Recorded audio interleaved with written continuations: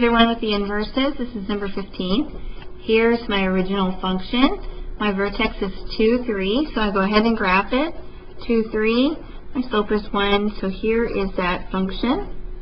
And I'm going to do the same thing I did last time. Let's go ahead and write it as two separate parts. So I'm going to call the part A, that'll be my g of x.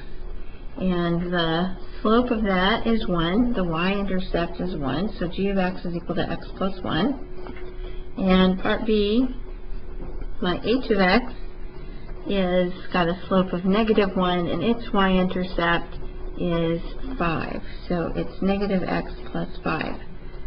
Now let's go ahead and rewrite this so that I can find the inverse. So I'll do x is equal to y plus 1.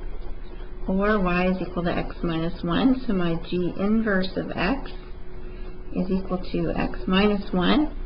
And my h inverse of x, I switch the x and y. I have x is equal to the opposite of y plus 5.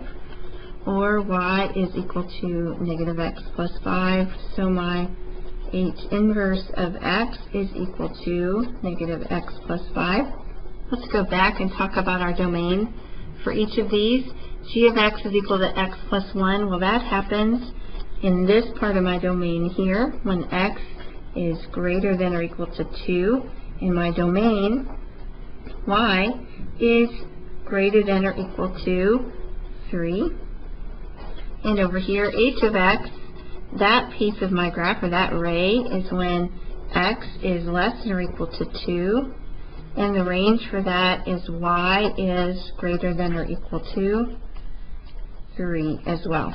So down here, when I do my inverse of those graphs, the inverse, I switch my x and y, so my domain and range also switches.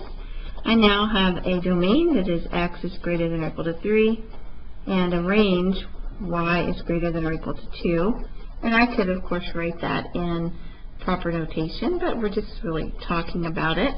So this is h inverse of x. I also switch that domain and range. So my domain for that one would be x is greater than or equal to 3, and y is less than or equal to 2.